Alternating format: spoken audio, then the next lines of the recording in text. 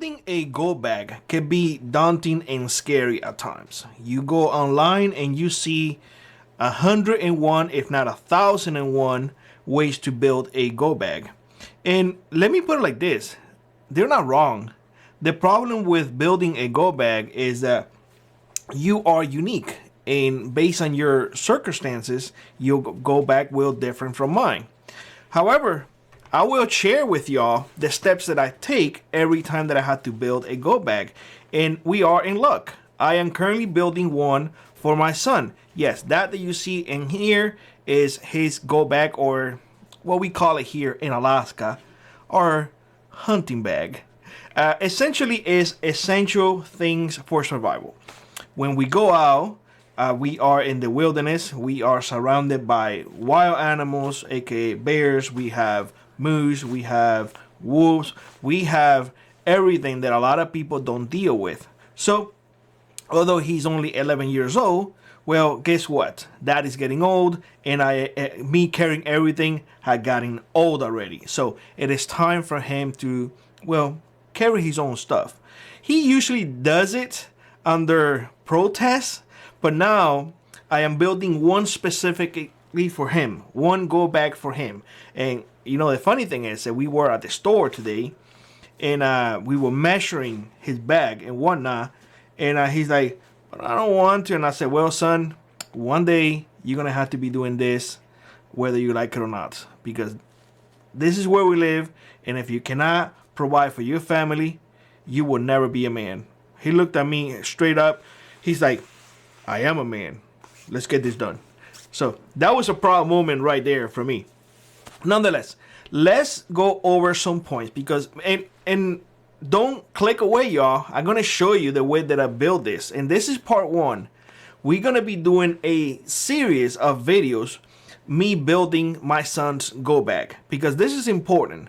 You know, again, there are 1,000,001 ways to build a go bag. I will share the thought process that it goes into mine, and how it evolves into the point that he is given that go bag. Now, I'm not letting an 11-year-old make his own go bag. I need to make it for him, and then train him to utilize the tools that I'm giving him. So that needs to be said right from the get-go. A child has no say whatsoever in how a go bag is built. That is done by an adult, and somebody who actually knows what is needed.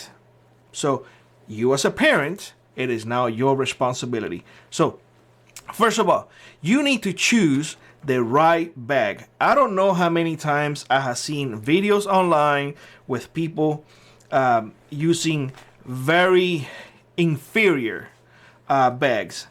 If you put everything, your life, inside a bag, by definition, your bag should be a high quality. Why? Because if that bag breaks, you have nothing else. So you need to build everything around that good foundation, and that foundation is your bag.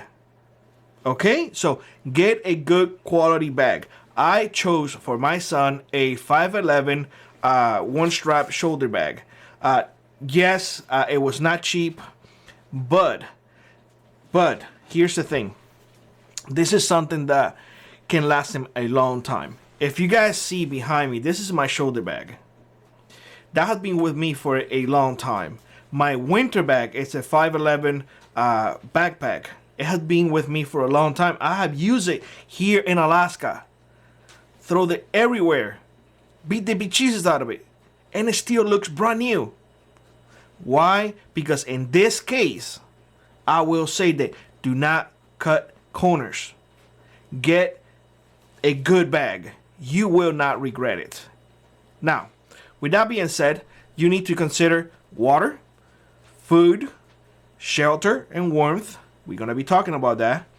Fire and cooking, medical first aid, and tools for self-defense. Yes, I am talking about an 11-year-old, but we're going to be talking about tools and self-defense in here too, because I don't know if you see it, but that right there is the rifle that he's going to be using.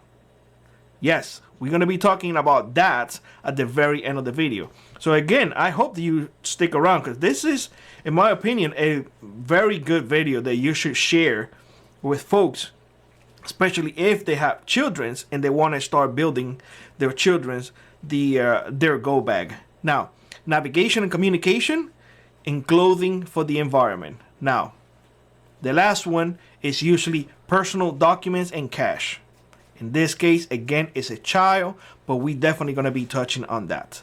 With that, let me switch and share with y'all the thought process of me putting things together. Now, for this part right now, I am grabbing things that I own already, laying it down on the table, and then I will revisit this again and make sure that all the points that I need to be covered are covered. So let's turn around and see what we have going on. I'm going to walk you through the things that I have laid on my table right behind me. That way you guys can understand. Now, the first thing that we have here is a buck knife. This is very similar to the one that I carry all the time. This is a Buck Elite that I gifted my son. I think it was for his 10th birthday. This is something that is going to be passed on probably to his own kids. So extremely good cutting tool. That is a check in my book. And right next to it, you see a Leatherman, something that everyone should have. A Leatherman has pliers, all the tools that you need to fix anything in the field. So cutting tool and a Leatherman, we have it covered. And of course, you see the buck knife with a leather pouch. I said it in the past, but I'm a big fan of leather pouches, or leather for that matter. It takes care of your equipment. It doesn't damage it, and to me, it's just more preferable. That's the way I see things. Now, moving on, we have now cooking. We have a Pathfinder cup. Underneath it is a lid to put on top. This is obviously an old one that I had. You guys seen it in my bag. I purchased one the other day, or not the other day, a few months ago, and I just put it in there. You don't need to have this. These are things that I have in my possession already. I think a cup is more than enough. Right next to it, you see a bottle. One thing that I want to focus on the bottle. This bottle has a small mouth. Don't get the big mouth cup or bottle. There is a reason for that. When you are dealing with kids are clumsy and they don't pay attention as adults do. So if that bottle falls and you have a big mouth in that bottle, all the water is going to spill out. This one, with a small one, you can pick it up faster and have some water in there. Plus, it helps if you have a filter for the water. You can attach this. Now, right underneath, you see a stove. This is not a really expensive stove. This is one that you get at Amazon. I think that at the time that I bought it, it was like $9. So what I did in my bag, I usually carry a Snow Peak. I replaced my Snow Peak with one identical to the one that you are seeing right now. And the reason is because if something goes wrong with his, I want him to grab mine and show me how he could have improved. So this is just for teaching purposes. You get what I'm saying? So something to keep in mind. You want to have things similar. That way, take it as a school field trip. You are taking your child, training, and if you don't have similar tools, well, how are they going to be trained properly? You see what I'm saying? Standardize your equipment. That's what I'm trying to say. Now, right next to it, you see some fuel. Right next to the cup, you see a small container. That small container is a first aid kit. I am putting it together right now for him. That is his. It's not mine. It is his. Therefore, it will be catered to him, specifically to him. In more upcoming videos, we will go through each specific aspect of this and talk more in details about his first aid kit and whatnot. This is just the first part. I'm just giving you a ballpark of what is going on. Now, oh yeah, I forgot to say, this ones actually do come, the stove come with the striker. The Snow Peak does not, believe it or not. The Snow Peak is a lot more expensive, and yet it does not come with the striker. So that's a good thing. Again, I have there other items for fire starting. I have strike anywhere matches. I have a lighter. Right next to the lighter is chopstick. Don't ever leave home without chopstick. Ever. To me, it's one of the most important things that I can have here in Alaska. So, oh yeah, and right next to the chopstick, I have some floss. When we go riding, we go hunting and whatnot, we try to bring jerky, quite a bit of food. And sometimes that piece of meat gets into your teeth and whatnot, and having that floss, that ability to remove that piece of meat, makes your day much better. You don't want to be uncomfortable out there. You have mosquitoes going on, you have things can go wrong. You don't need to be worrying about a piece of meat stuck in your tooth, or I don't know, something else. Whatever it is, it's better just to remove it, and that's it. And that thing weighs absolutely nothing. So again, you see here a couple of things. Moving on, we have some other items. I am a big fan of glow stick. During summertime, we really do not need a lot of light, or any light whatsoever, to tell you the truth, because here in Alaska, we have 24-hour daylight during summer. But if you need it, because we need to go in the machine, because we take the ATVs or the Argo or something, we always have a machine with us. We have to fix something, and we have to get our hands in there and see. A glow stick is perfect. Even better is the flashlight that you see in front of you. That flashlight actually is have become one of my favorites, because not only it provides a good light, but it also has a magnet that you can attach to any metal. That way, if you're fixing an ATV, again in the field, perfect tool to have. And right next to it, to the left, you are seeing surveyor's tape. I have never left my house or my bags are missing surveyor's tape. That right there is a little lean. That's how much I have used it. I will be putting a brand new one. I just put it in there for me to remember. Surveyor's tape.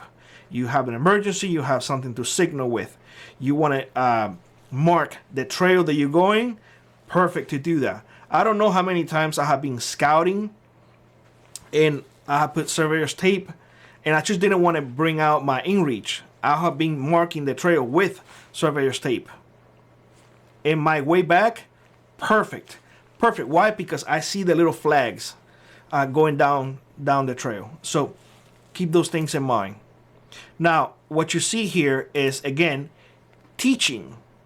He's going to be learning how to read maps. And that's a compass with a magnifying glass.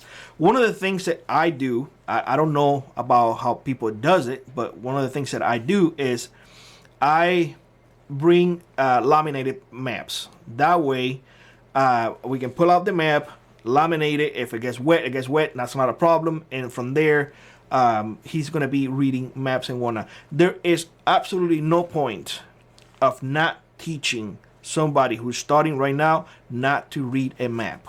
No point whatsoever. It's a skill that is going to be there forever. It's a skill if the power goes out and you don't have GPS, they're going to retain. Plus, if you build a house from the ground up with good foundation, that house will never crumble. Just keep that in mind.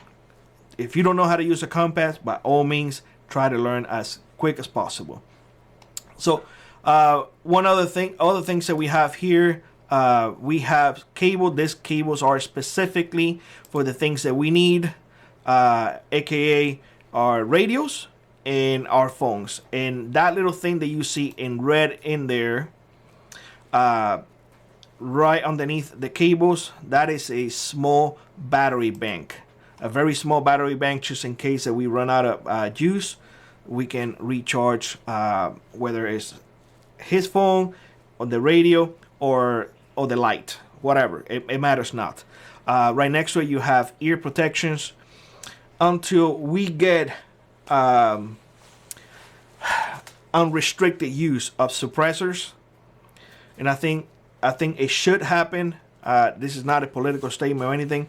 Suppressors are nothing more than a tool to protect your hearing, and I think it is one of those things that they should be available to everyone, just to protect your hearing and whatnot. In the meantime, that is what we have to use: earplugs, and that should suffice. A 308 is loud, so yeah. Oh yeah, right next to it, you're starting to see food already.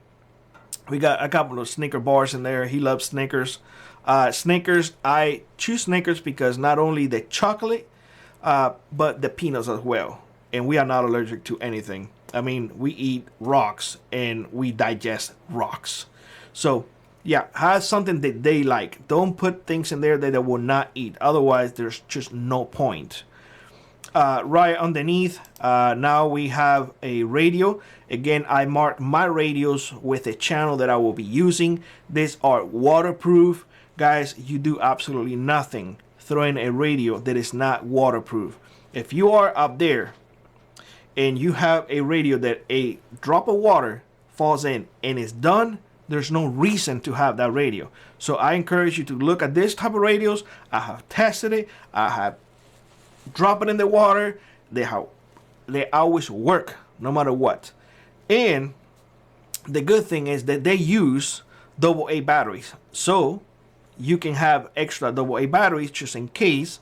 The batteries that come with are rechargeable, but if they run out of battery, well, you have extra, and you can recharge it with the thing on top of it. That's a beautiful thing.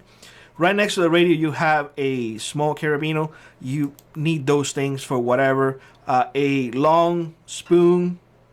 Right next to the spoon and right under the radio, like I said, batteries. That's a pack of batteries. All I did was I put it in a Ziploc bag and I put a whole bunch of tape in it, and I put AA just in case. You see, that's where things starting to tight together. Without the Leatherman, I won't be able to open that radio bag because it's sealed. You see what I'm saying? So I need the screwdriver. Without the extra batteries, if I run out of batteries in the radio, I will not be able to communicate.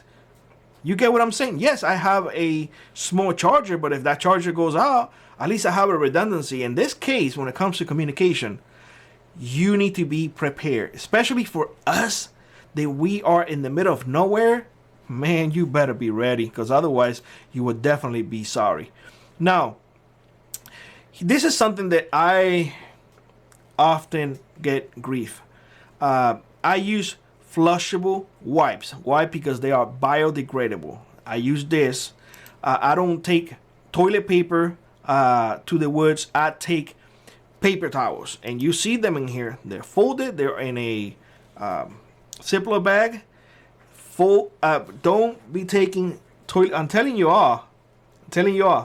And I don't want to get graphic, but when you're sweaty, when you have, let's say, not normal bowel movements, a paper towel will be a lot better than regular toilet paper. And having those wipes, well, it's just gonna clean everything way better. I'm speaking out of experience. I'm saying this because it has happened. So take it for what it's worth. Now, what you see above is two sets of gloves. One in the left are pretty much gonna be his riding gloves and whatnot, because again, we will be in ATVs. And the other ones on the right are his fingerless shooting gloves. They are wool. They are very warm. I put it right there. I don't know whether or not they both. I mean, I'm gonna go into his bag. Most of the time, what I do is I get those gloves, the fingerless one, and I put it inside the shelf that we wear on top. So most likely those will not be in the pack, but I just want to have it there. Again, all I'm doing right now is laying things out and seeing what direction I'm going to go with this. So Let's move on. Right next to the gloves, you probably saw there is some paracord. I always have core. You don't know when you're gonna need it. And of course, when it comes to food, my preferred method of bringing food, aside from the jerky and the single spams, is freeze-dried food. To me, that just work. These are military MREs that I open, cold weather military MREs that I open. They're mounting house. In the back, there are a few pouches with powder and whatnot. I mean, grape powder, so he can have some juices and whatnot. So things to eat and juices for him to drink. Obviously, like I said before, most of the time I was the one carrying all of this, so it is gonna be a load off my back in the literal sense. Now, during summertime, and this is something that you may not be aware of, but during summertime, mosquitoes become their birth of Alaska. I don't know how many times I have been up there seeing people live miserable because they refuse to have a thermocell. Well, I'm definitely not one of those people. So definitely I am including a thermocell here in his bag. Now, on top, this is something that I share with y'all, that this is going to be his rifle. And right there, you're seeing 3 magazines. And I'm going to explain something to you all so you guys can understand it. When it comes to the magazines, and let me grab them so I can share with y'all what I'm talking about, because this is important. The rifle comes with a 10 round magazine. Well, when you start throwing that 10 rounds and add more into his bag, weight is a problem. For a child, I will say go with 5 rounds. Look at the difference. Go with 5 rounds. That way, that child will not get so tired. And you can put one. This is going to be his, put it in his bag as his backup. The one in it right now, that one right there is a 5 rounder already. Listen, it's 308. There's nothing more troublesome than a kid telling you, I don't want to do this no more. Because that right there is like, well, what is the point of me doing all of this? Right next to the magazines, we have body warmers and whatnot. Again, foot warmers, body warmers, and hand warmers, just in case you don't know what's going to happen. Now, lastly, here is the bag that I chose for him. Again, a 511 bag. I know, I told you all, build everything from the ground up, and this is what I'm saying. And of course, here is his rifle. And let me share something with y'all. This is a Savage Scout. I added this scope. A lot of folks will say, whoa, I would just throw any scope, or I would choose any other rifle. Here's the problem. Let's say that you are giving your son, your daughter a rifle, and it has the scope literally right there. Literally right there. Most of the rifles have the scope literally right there. They're not Scout rifles. So if they kick and hit their eye, they're gonna get a black eye, right? This right here eliminates that. So this right here, it will serve him for a very long time until he turns 18 and he starts getting whatever it is that he wants. But until then, he can grow into this rifle. And I am 100% sure that this will be more than sufficient to take any game here in Alaska. Now, again, I want to go over the points, choosing the right bag. We definitely did. Got a good bag for him. I think this is going to last him a very long time. Start with a good foundation. You don't need to start with a bad foundation. If you do, what will happen? A house will crumble, right? Well, start with a good one. Now, for those of you who are interested, this is the, let me see if I see it, the MOAB 10 Kangaroo. Yeah, unfortunately, it is not cheap, but it is what it is, right? Now, water, we got to cover. We're going to be going a little bit more in details. You guys didn't see a filter here. Again, this is part 1 food. We have some food in there. Shelter and warmth. Consider the fact that he's going to be with me. Shelter, I take care of that. Warmth, he's going to have it on him no matter what. We always have a shelf, so not too concerned with that one. Fire and cooking gear, we got that covered. Medical and first aid is going to be catered specifically to him.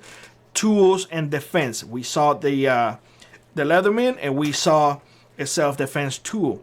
Obviously, if you can, at a very minimum, have a bear spray or something like that. Better have it and not need it than need it and not have it. Navigation and communication. Communication is covered. Navigation, he's going to be learning on as he goes. But he does have a compass there for him to be taught. He does know how to use GPS, by the way. So that kids nowadays know how to use electronics without you teaching them. Go figure. So clothing for the environment. I live in Alaska. If we don't have the proper clothing, we will suffer. Plain and simple. And personal documents and cash. Let me talk about that for a second. We usually, what we do is make copies, laminate those, and put it in our bags. I have copies of his birth certificate with me. I have pictures of us as a family. That way they know, hey, he's our kid. You know, it might sound funny, but you have to sometimes, you know, show proof that he actually is yours. So go figure. Now, me cash, there's no need for him to have cash on him. That's what daddy's there for. It's not like he's going anywhere without me. So again, this is just the beginning of a build. This is part 1. We will go more into it, more details specifically, part by part. That way you see the process of how much it takes, how long it would take. Putting a go bag can be as easy as throwing a couple of things, or can get a little bit intricate. To me, I need to cater that go bag specifically for Alaska. You get what I'm saying? For summer and early spring, and perhaps as far as I can stretch it during fall. Wintertime is 6 months. We have those bags ready. That's not a problem. But for now, we use it for hunting and whatnot. Well, this is the process. So hopefully this gives you some ideas, more to come. And if you haven't noticed, you probably have seen that we have been doing this different logos in those videos that we share information on how to do things. That's something that I will try to do at least once a week. Try to show you how to do things. Do it yourself. That way, this is not just about, you know, having a conversation about possible scenarios. It's something to share with y'all, the community. That way you can get ideas on how to do things, and share with y'all the things and how we do things. So it's a two-way street. It's not always or will ever be a one-way street, my way or the highway. No, it's a two-way street. I learn from y'all as much as you may get from me.